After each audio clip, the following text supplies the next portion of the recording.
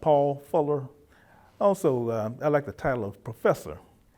People have called me Dr. Fuller or whatever, but I like the old-fashioned term of Professor Fuller.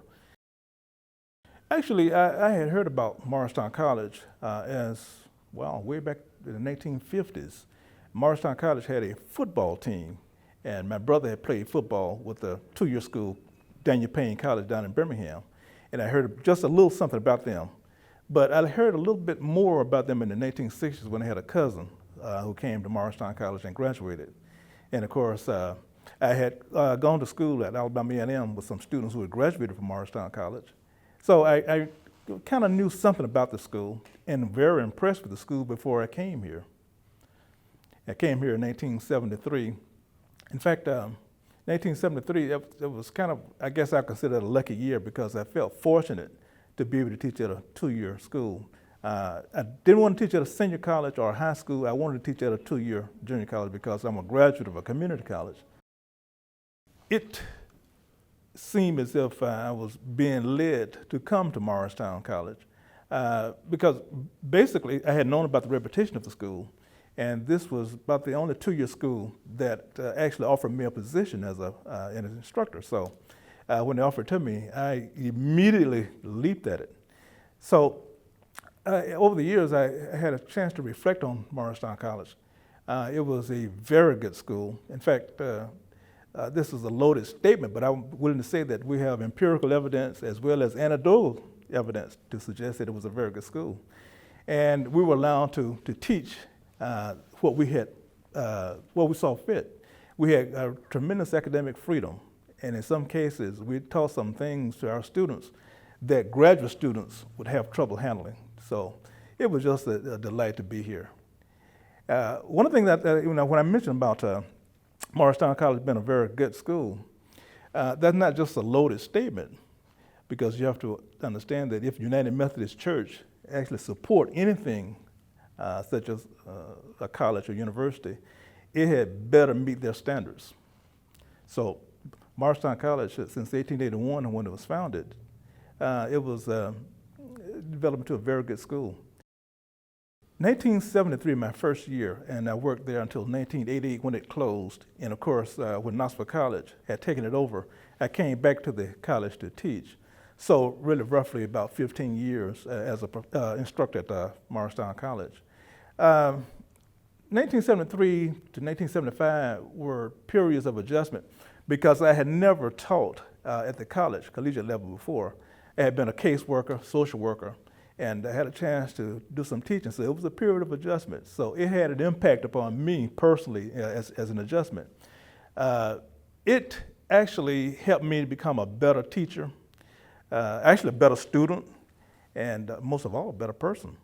Because when I think about being a better teacher, I never really considered teaching as an option. I wanted to be a biologist or a lab technician, and somehow or another, I being pulled into teaching, so to speak.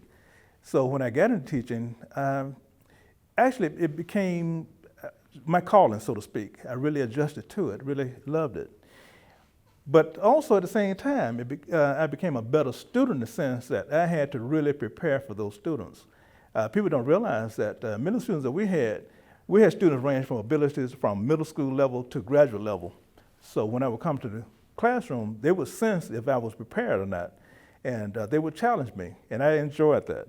So when I went on and worked on a doctoral degree at the University of Tennessee, those challenges in the classroom helped me become a better doctoral student. And as a person, I think that I became more empathetic to students with different backgrounds, students who had to struggle all their life, as well as students who were shy. They had the potential, but you couldn't bring it out. I mean, nobody had brought it out before because they were never challenged. So I was empathetic to that. So I really loved it. I only wanted to teach for about 1 year and ended up teaching all those years at Morristown College. And when it closed, it was almost like a funeral that it closed. But over the years, I think I've seen the impact that the college has had on the students, the faculty, staff, and also the region. A lot of people don't realize that when the school first opened, Dr. Hill had a pretty rough time trying to get it going because of the different challenges he had, including threats on his life. But he built it into a major economic power in the area that employed a lot of people. So it was a major employer of people. And of course, he laid the foundation for a solid academic environment that eventually the school built upon the environment and became the first black junior college in the country to become accredited. And that's a major achievement. By the 1960s, they had been accredited by the United Methodist Church. And one thing you have to understand about the United Methodist Church is that they have had the oldest accreditation agency in the world that the Southern Association of Colleges and Universities respected. So when the United Methodist Church give you their blessings, their accreditation, you're good. And they had accredited Morristown College for a long time. So when the 1960s, when it was open for black and white schools to get the same accreditation, it was not difficult for Morristown College to receive full accreditation. So that's a very noble achievement that I really admire. But it wasn't easy for Dr. Hill. And of course, the United Methodist Church commissioned a young white minister from New Jersey to come to Morristown to start a school for the ex-slaves. And if you know anything about the history during that time, the ex-slaves had a lot of trouble getting educated because a lot of opposition was against it. As I mentioned, there were some threats on his life, and also his own people ostracized him. But he persevered, he worked hard. And sooner, a few years down the road, he became one of the most respected leaders in Morristown. He served here for about 50 years, and his death, people that acknowledged him being a great leader. So he really laid the foundation for the rest of the presidents to follow. And they developed some good faculty and staff members who were well trained. I found through looking at some documents, some had advanced degrees as far back as the 1920s and 30s and such, that many of the historically black colleges and some white colleges did not have, except maybe some bachelor's degrees. And also at one time in Morristown College history, that was in the 1980s, Morristown College at one time had more faculty with terminal degrees, doctoral degrees, than some of the four-year schools. So that tradition of education and also academic achievement, that's what lured a lot of teachers to Morristown College. And when many of them left Morristown, a lot of them just did not want to leave. They knew that the family had to be relocated, or maybe for some reason or another they left. And a lot of people think this might be a little strange, but I'm one of those type of people that probably would have paid to work there. That's how good it was. Again, we could do what we wanted to do, academic freedom, and also we could see the results of our teaching. And through some empirical evidence, we found that through a 20-year survey that took place 1984, from 1964 to 1984, that the school actually had produced some graduates who were successful when they transferred. We found that 53% of that sample had transferred to predominantly white schools and about 47% to predominantly black schools. 80% of our students had transferred to those schools, and about 70% had graduated. Now, if you compare that to two-year community colleges, I think roughly between 30 and 40% of their students only transfer. So the instructors at Morristown College were doing something right, but we had the cooperation of the students too. Because once you turn that particular light on for students, it's hard to turn it off. And I oftentimes told students that I don't have the answers to everything, and we're going to learn together as such, because they would ask all the instructors difficult questions that we find it difficult to answer. I remember one philosophy instructor who had a PhD in philosophy said that he would get questions from students that he never thought about, and he had to go and prepare, even though he had a PhD in philosophy. And of course, sometimes we would have famous speakers to come, and they would challenge them. Out of respect, no disrespect. Now, we have some students who probably didn't know, their way forward, and a lot of students that we probably did not help as much as we should have. But we had some students who responded, and I think they've really appreciated over the years the kind of education they got at Morristown College. It was a strong liberal arts college.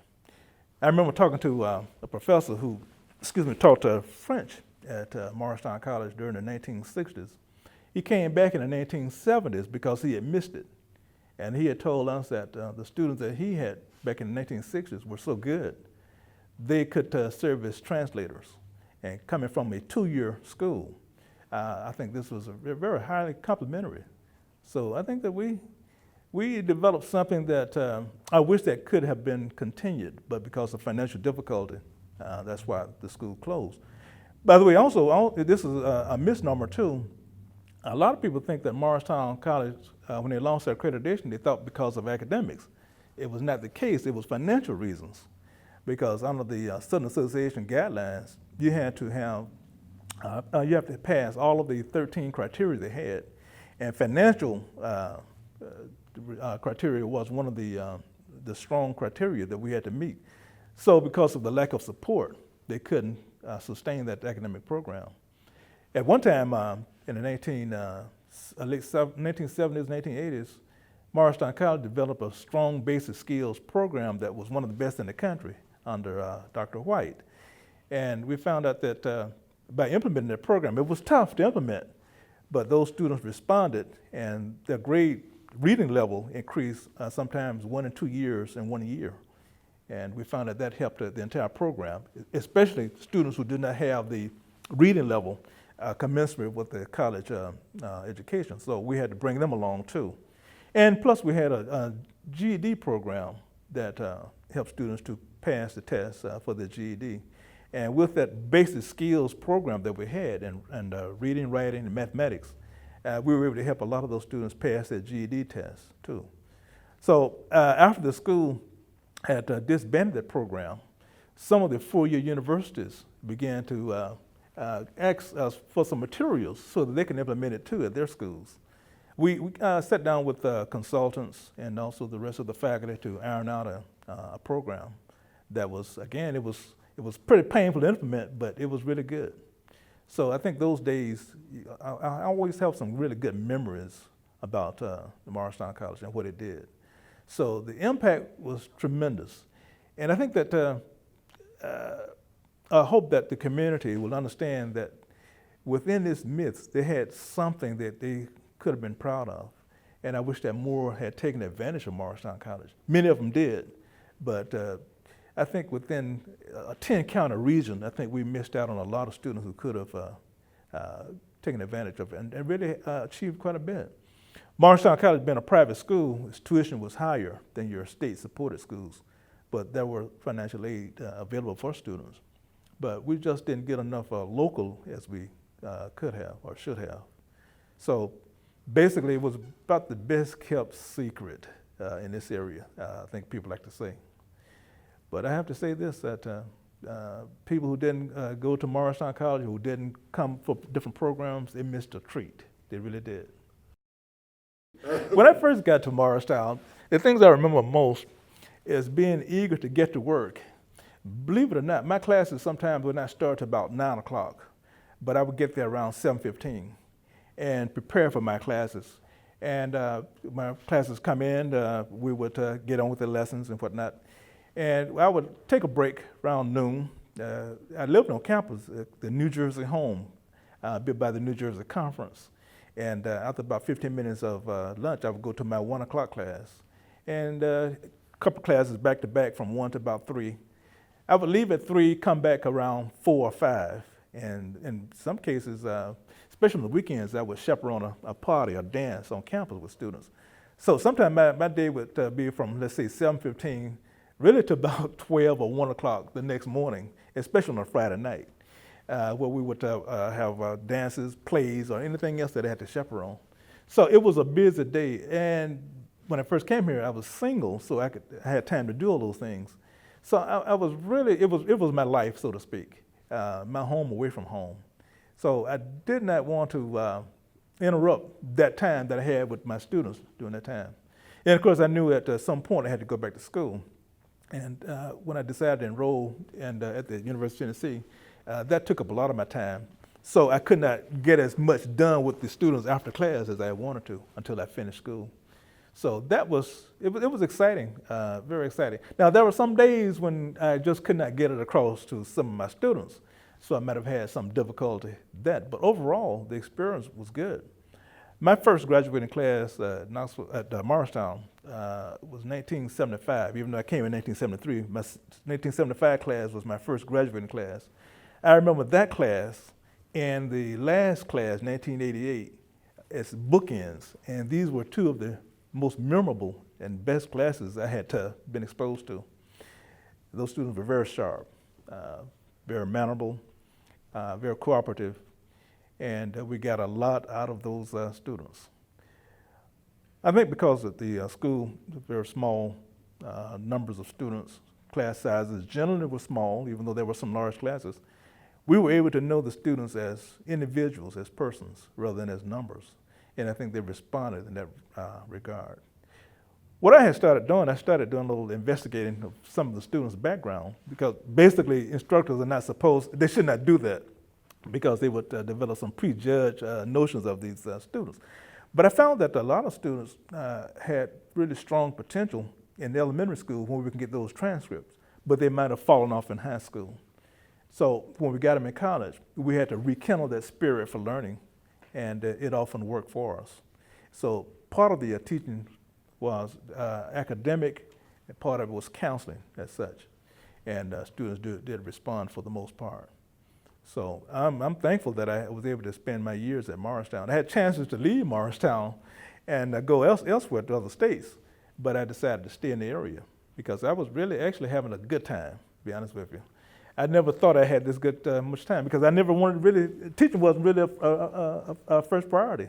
But I settled in after the first few years and just could not tear myself apart from it. I just didn't want to leave it. So I think that, again, if any teacher can find that kind of work rewarding, the pay is not that important. You have to have something to live on, but you should not go into teaching just for the pay because you're not going to get rich. But I think you get rich in terms of helping people discover themselves, and also that you can give back as much as you can to students. And also keep in mind that students can give back to you in so many ways. Because I used to hear from quite a few students, and every now and then I would hear some saying that, well, you changed my life, or you inspired me to do this. And I was really just happy to learn that I had played some small role in that life, and other instructors too.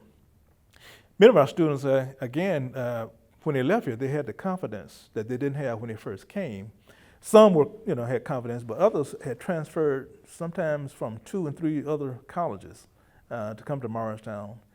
And in several cases, Morristown College was their last hope. And I never will forget, there were 2 young ladies who had actually had bad experiences at their senior colleges. So when they came to Morristown, they got their confidence back up and went to different other schools. Some went to the same schools and actually excelled. It's a matter of getting their study habits in gear and whatnot. One particular lady became the valedictorian when she left Morristown College. She was a salutatorian at Morristown, so she transferred to Clark Atlanta University and became valedictorian. And she was so good, they admired her work so much, she won a scholarship to study at the University of Ghana in Africa, and also the University of West Indies in Jamaica. Another young lady, I think she had some bad experiences at the University of Iowa, so she dropped out, came to Morristown, and got her academics in gear. Went back to University of Iowa, and years on down the road I heard from her, she had achieved a master's degree in urban studies and had been admitted to the law school. She just said that her pride, her self-esteem was damaged before she came to Morristown, and she got it back in gear and had to go back, felt that she had to redeem herself at the University of Iowa to make known that she could do the work. So it's been students like that, anecdotally, that we were proud of. But again, when we looked at the data, we found that a good number of them, most of them transferred to predominantly white schools and others to black universities. And most of them did finish. So we're proud of that too. But at the same time, I think if I had to do it over again, I guess I would do it, but I would try and help raise some money, because I think we had something going that should have been kept going. But it's so much money floating around, even at that time and now, that we just couldn't get our hands on. Whereas during the Great Depression, it wasn't much money going, floating around, but the school was much stronger during the Great Depression than in the 1970s and 80s. And I wish that that could be duplicated again. I don't know if any school can duplicate that kind of environment.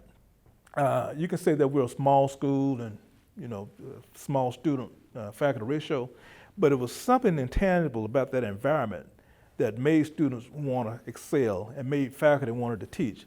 And I just don't think you can duplicate that anywhere else. Not to say that other schools don't have their environment. I'm sure they do. But it wasn't quite the same as Morristown. The janitors who worked there, the staff who worked there, they were proud of the place. If you came to Morristown College, and this is what I noticed when I first came, I don't care which day of the week you came, the campus was clean. If you came and tried to surprise us, you couldn't surprise us. The campus is going to still be clean. That's the way the United Methodist Church wanted it, and that's what those janitors were hired in to do. So we never had any problems. I think sometimes the environment of the campus affect learning and teaching.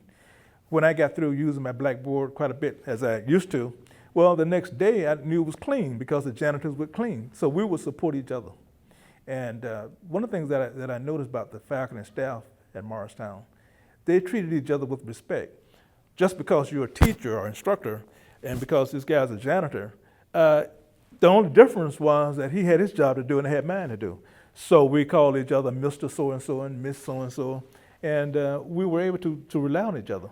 Because if the janitor didn't come in and clean up the room or even get the heat going, we would have a lousy day. And we didn't have that many lousy days at Morristown because they always kept it clean. And even when we had visitors from other colleges, some of the visitors would think that we had actually cleaned up for them just for that particular day. And I tried to tell many of them, I said, no, this is a camp, this is the way it's always been. We would have it clean whether you were coming or whether you're not coming. So this is the way we operated. And I think it had an effect on the students too.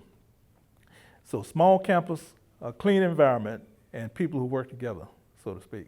So we did have our conflicts, but I think conflict sometimes is healthy when you try and hammer out some things. I may not agree with your approach, you may not agree with mine, but we need to discuss, sit down, and just hammer things out because what we're working for the good of the students. And it's another thing too that a lot of people don't realize that Morristown College had. It was national in scope. We had actually a national curriculum.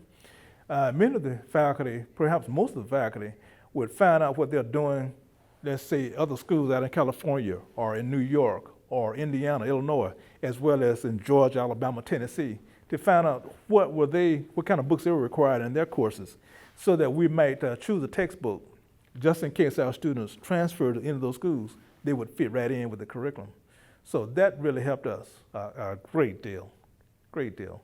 So when they did transfer, students would say, well, I remember this at Morristown College, or we had that at Morristown College.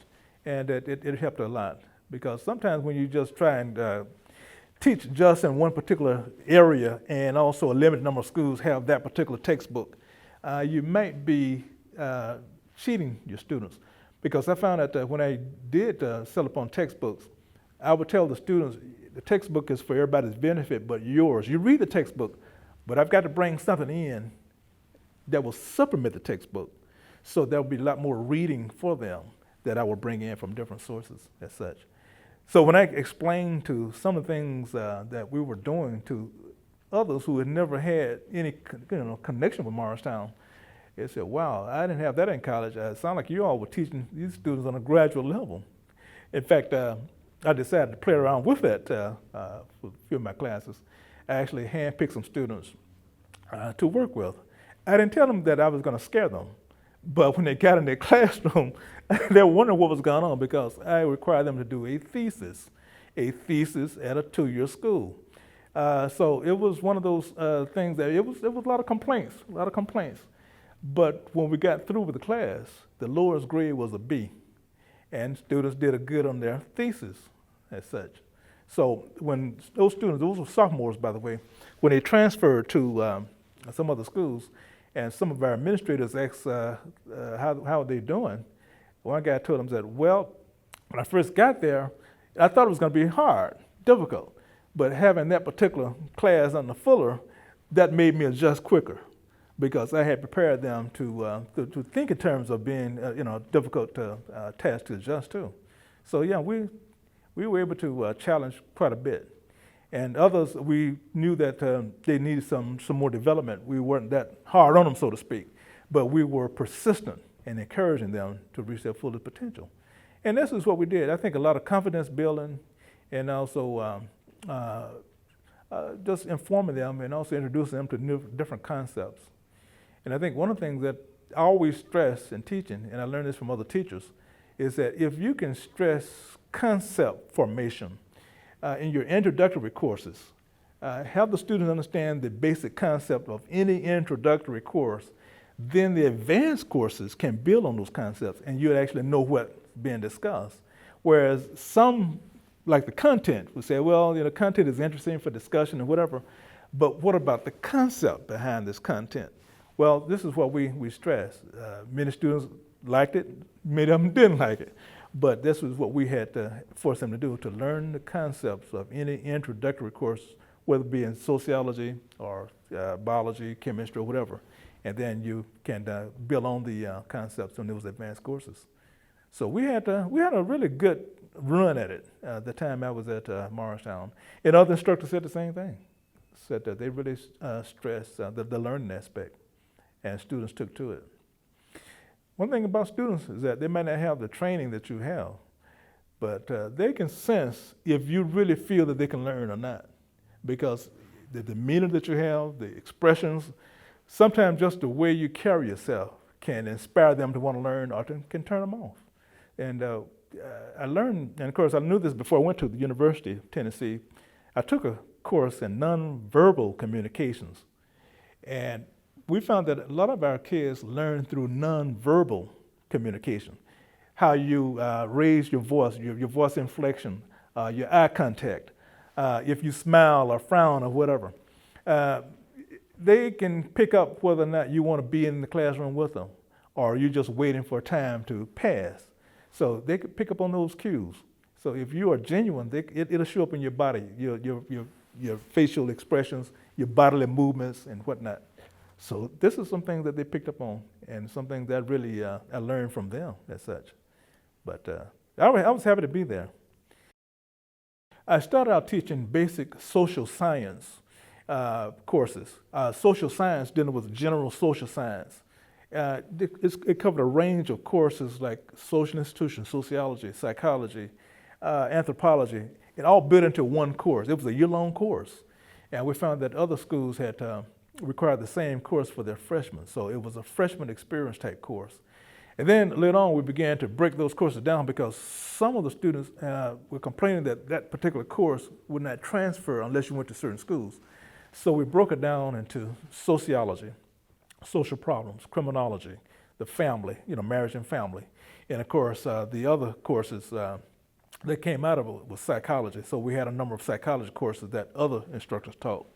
So we were in the social science department.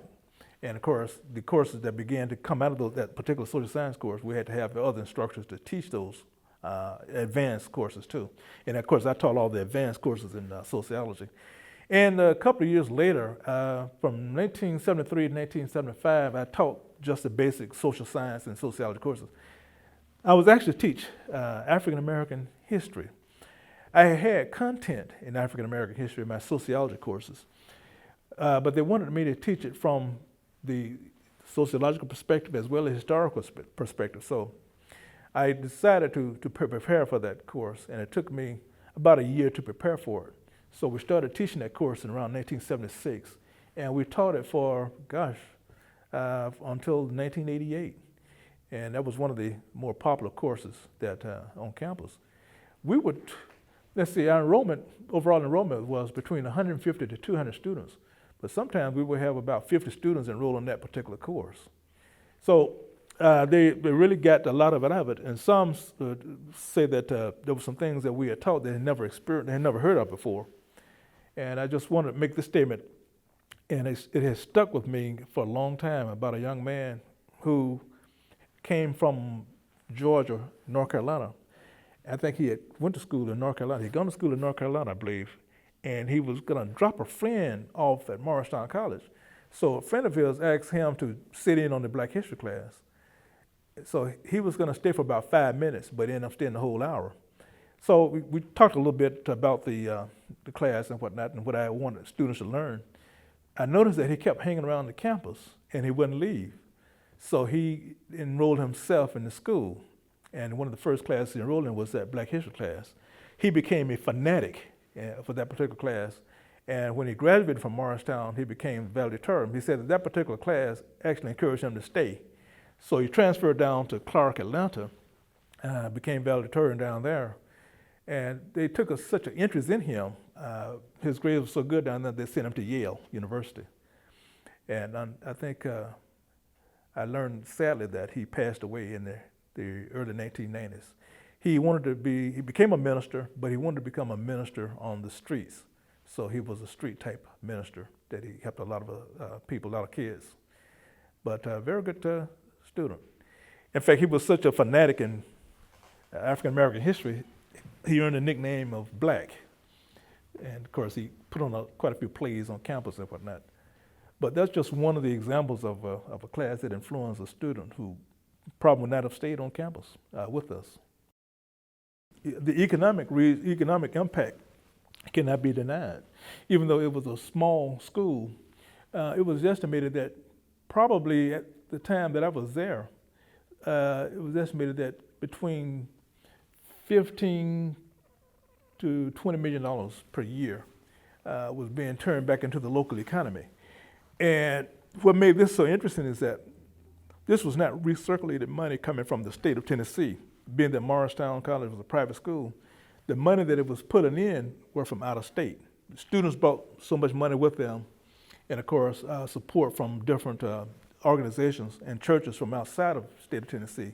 So that can't be denied. And of course, it was able to employ quite a few people from the local community, Morristown.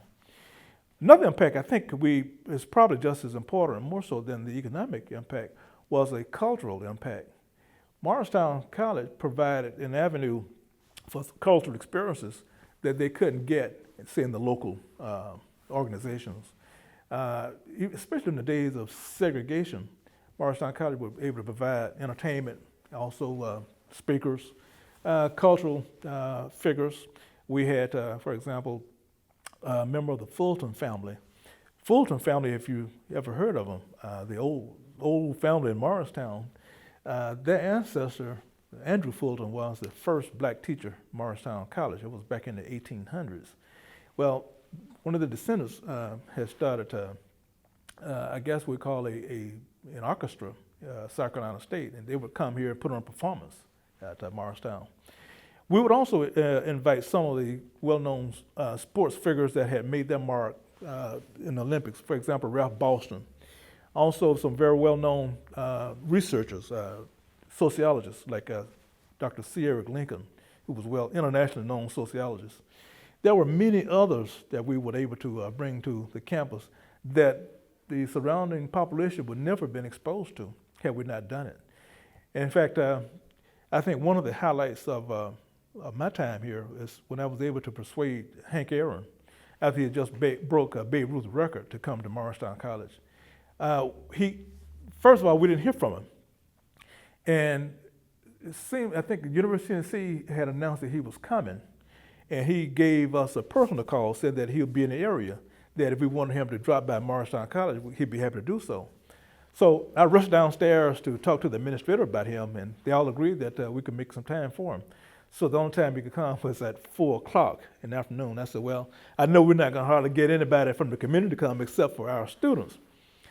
When he came at 4 o'clock, the place was packed. We don't know where those people came from. I mean, it was probably half white, half black there. It was standing room only because the floor held so many, the balcony held so many, so it was standing room only. And he spoke for about 30 minutes. Everybody really enjoyed it, got a few autographs from him, and that was it. So we had people like that. I think they would never experience him if they had not come to Morristown College. Certainly UT had him at night, but I don't think anybody hardly would have driven down that night, especially on a school night. So where those people came from, I have no earthly idea. We just only announced it about once in the papers, and that was all. So in fact, our students hardly didn't have any place to sit. So they were standing in the aisles and whatnot. And it was just a pleasure for me to introduce Hank Aaron. So those are some memorable experiences that we'll never forget. So we've had civil rights leaders. In fact, you probably might have, I'm sure you're familiar with the Reverend Harold Middlebrook. Reverend Middlebrook came to Morristown. Morristown College provided a very good platform for him to begin in East Tennessee. Also, we invited a number of civil rights leaders who had their own organizations too. And again, academics who were good and great in their field, as well as singers. We also had actresses. Dr. King's oldest daughter, who's now deceased, she and Malcolm X's oldest daughter came to Morristown College to put on performance. So we had a bunch of those. So those type of activities you just don't find anywhere else. And plus, it was free to the public. And the late Jackie Wells is a legend in these parts. We had him in his orchestra. And of course, we had him every year for at least about 5 to 10 years. And people would be exposed to his jazz music, his interpretations. So those are things that you just, actually you have to pay for, but because we were able to get them on campus, we didn't charge them anything. And because we were able to give the performers something. In fact, they didn't charge us much either because they knew what we were trying to do. And then some came free of charge because some of them lived close to us, so they didn't mind sharing with us their knowledge and experiences and their talents. So yeah, I think the cultural is greater. But I just wish that, again, the education experiences would have had more of an impact if more students from the local area come. And of course, before I came, I understand that the teachers, the local black teachers in Morristown, most were trained at Morristown College. And they went elsewhere to Knoxville, and others got their 4-year degrees. So Morristown, before you needed a bachelor's degree to teach in school, I think a 2-year degree in education was sufficient. And I noticed that when I came to look at the library in Morristown, there were a lot of books in education that went back to the 1920s and 30s, and teachers were trained in that. So yeah, the educational, the cultural, and the economic impact were the largest impact I've seen, that I felt. When I came here in the 1970s, the atmosphere was much more cordial from what I gather it was back in the 1920s or 30s, or even before then. People were, I would say that friendly, so to speak. They were curious as to where you worked, even though there were probably a distance between the community residents and the campus. But it was mutually, I think, respectful as such. The students went out in the community and they mingled with the local churches, and they shopped. And of course, again, we invited local people to come in and visit with us. They came. So it wasn't a bad situation. Very, very, very cordial, very warm as such. I just wish that we were able to get more of the local people to come and go to school with us.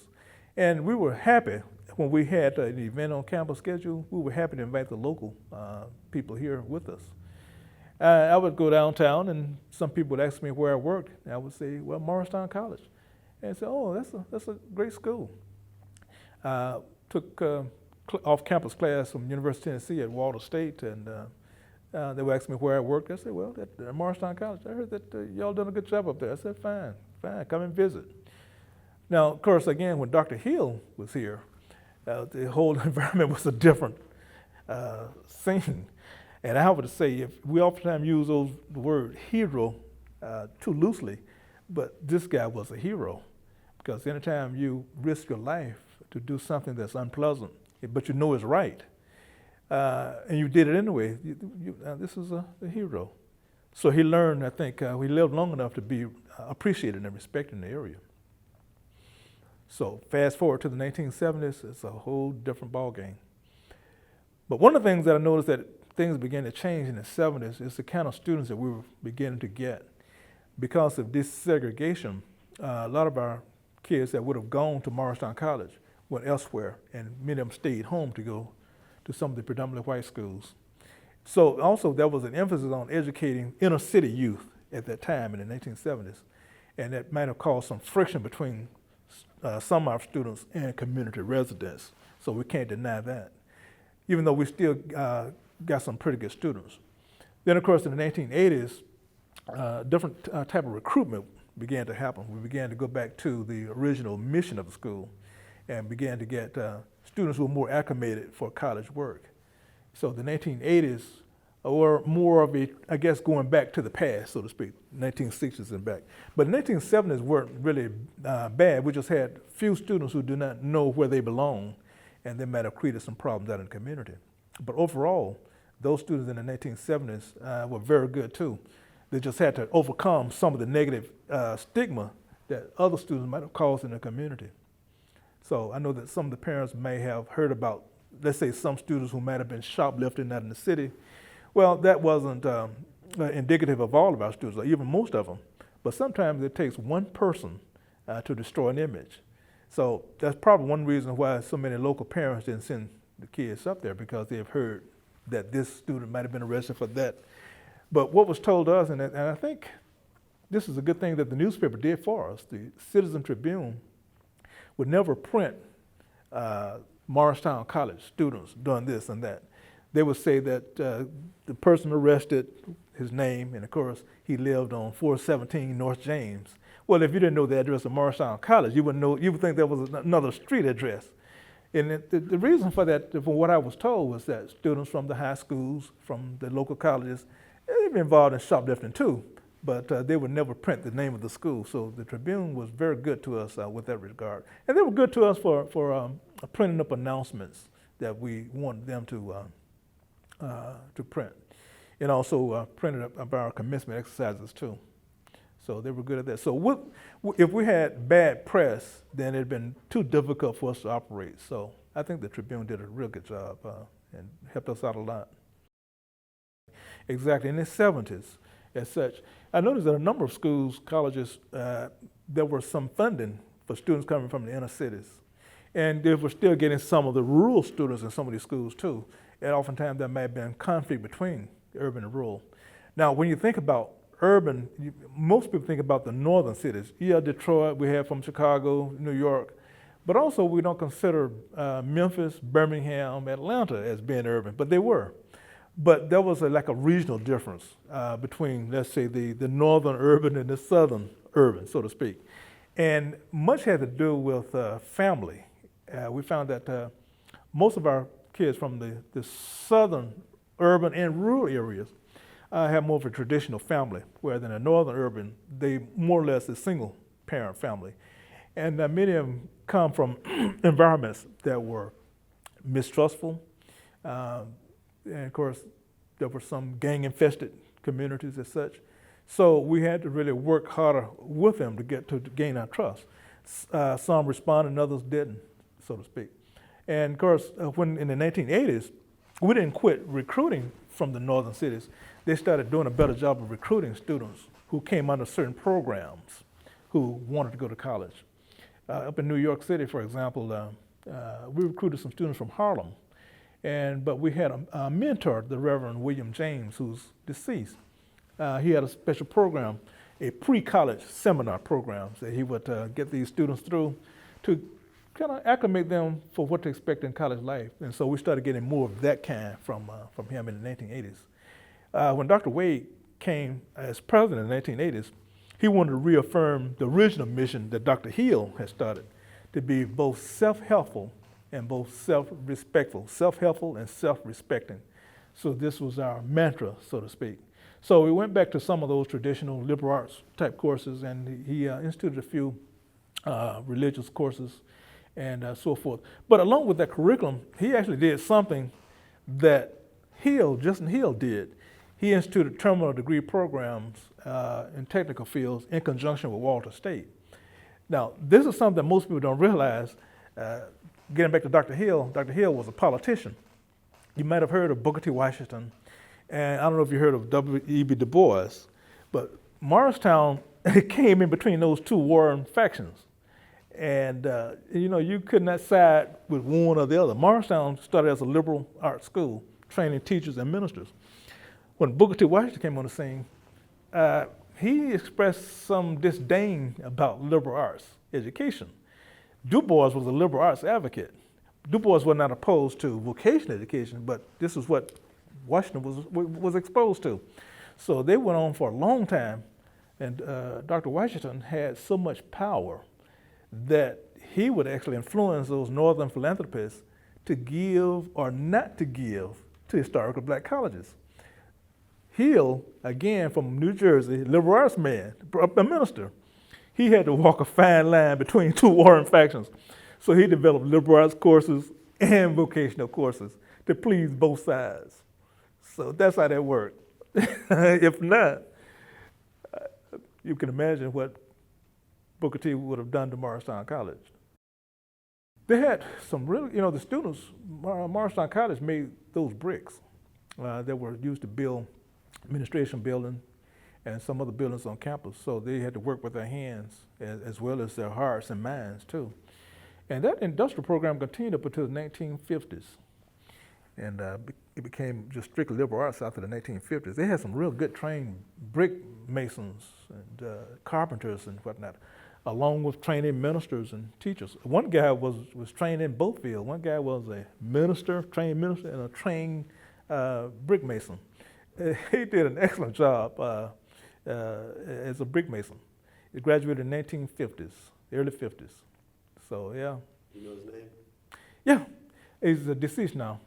I don't know if his family would want me to mention his name, but yeah, it was something. But when I think about what Booker T could have done and what he tried to do to Du Bois, in fact, he told Atlanta University where Du Bois was working, if they didn't get rid of Du Bois, he was going to close the whole school down. Du Bois left.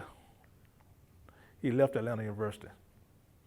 Oddly enough, Du Bois liked Booker T. In fact, he considered working for Booker T. Washington, but he changed his mind at the last minute. But those are some battles. And I think that people have missed, in this country, they missed a great debate. It's finally being taught at the majority of schools now. And I brought that debate up at UT. And they understood what it was all about, how to educate a man or mankind. In fact, they were debating over the ex-slaves, but it had ramifications for everybody. And the great philosopher John Dewey picked up on it and said, this is a debate that everybody should be having. So it still occurs in some level. From my perspective, I could say that Morristown College was probably one of the most significant organizations, institutions in the city of Morristown, of the county. 1881 to when it closed in 1888, that's a tremendous amount of history. I don't want to belittle any other organization and school in the area, but this college put Morristown on the map. Because really, you don't hear about Morristown, Tennessee, unless you heard about Morristown College. And of course, at the same time, Morristown provided a lot of opportunities for people to work, go to school here, and whatever you could think of it. And it's a community, it was a school that the community really should have been most proud of. Because again, as I mentioned so often, Morristown College is one of the best two-year schools in the country. And it was the first black junior college to become fully accredited. So it was a very academically capable institution. And also, and Sam can speak more about the sports too, but I can recall, and this is a situation I experienced in the 1970s. One president we had back in the 1970s said he got tired of emphasizing sports. So he decided to have the National Honor Society present. And so there were 10 spots open for the National Honor Society. 9 of the spots were taken by athletes. And when he realized what was happening, I can see the expression in his face. So what are all these people doing in the National Honor Society who are athletes? Well, same here, it takes a lot of intelligence to play sports as such. And our basketball team at that time were ranked nationally. Both men and women were ranked nationally. And these guys had 3-point averages and above that were on those teams. So we could be proud of the academics as well as athletics in this for the college. So again, as I tell people, I'm proud of the fact that I was able to work at Morristown College. It was a privilege. And people think I'm strange when I say this. If I had the money, I would have paid to work there. That's how really good it was. So as I tell people so often, if you didn't have any connection with Morristown, you missed a treat because it was something else to work for. So again, when we changed the mission in the 1880s to the Justin S. Hill original mission, I was so hopeful that we could recapture that student population in this area, and I was hoping that the financial picture would look brighter as such. But we did quite a bit of things in the 1980s too that we could be proud of. The teaching, the learning experiences were very good. And I'm proud to say that most of our students did very well when they transferred. I looked at the things that I had copied down a few days earlier. Our students had transferred from schools ranging from Alabama A&M and Adrian College, Alabama A&M, the predominantly black school, Adrian College, predominantly white schools, to University of Wisconsin and Tuskegee. So it was a range of schools that they transferred to, and they held their own at those schools based on what the instructors and also the staff, and we had a good librarian who provided the information for these students. This was like a four-year college, a university librarian in many of our subjects, and that helped a lot. And so some of us, we took advantage of it. And I think that the students were made good for that attention that we gave them, individualized, personalized instruction. So I don't think that can ever be duplicated in the exact form that Morristown College did it. So perhaps the ghosts of Justin S. Hill, Andrew Fulton, these other instructors, maybe they still walk the hall to continue to encourage us. So I want to leave with that impression that I was really proud to work there. And I just hated that it closed. But again, it didn't close because of academic reasons. It closed because of financial reasons, and that's a big difference. Big difference. I hope that for the first time, people are learning the true picture, the history of Morristown, and can read more of it. And also to not let mistakes go like this again for letting these schools close. These schools have been around here for a reason, and they continue to exist. A lot of these people have to ask these historical black colleges to justify their existence. They don't ask the other schools to do that. Morristown College and other black schools have done a really great job of training ex-slaves. Also, when under Jim Crow, under segregation, they were training people who could not be admitted to these other schools. And even now, we found that sadly, that a lot of students who are graduating, both black and whites, in the South and around the country, their high school diplomas are not really worth the name of it. So these schools like Morristown can continue to boost the academic potential and achievement of these students. So I think that there's always a use for schools like Morristown. I think even schools like Hiwassee College, I think they discovered that they're still needed too. So these schools should not be closed down. I would like to see prisons closed, but schools stay open. And we've done a heck of a job, I think, of keeping people out of prison, I think. If Knoxville College do not open, there would not be a historically black college in East Tennessee. And Fisk, and of course in Middle Tennessee, Tennessee State, and of course out west, Lane and Lemoyne-Owen. The only other historical black schools in Tennessee, we should not lose any more of these schools because they still do have something to offer. These historical black colleges led the way for remedial education, developmental education they call it, long before the majority schools even attempted. There are some things that Morristown College or Knoxville College or these other schools could do that Harvard wouldn't even attempt. So that is to actually resurrect and also to really get at the potential of these students instead of just passing them off as people who just can't learn. So we're able to find, they call it diamonds in the rough. Well, we were able to find a good share of our diamonds and made productive citizens out of them.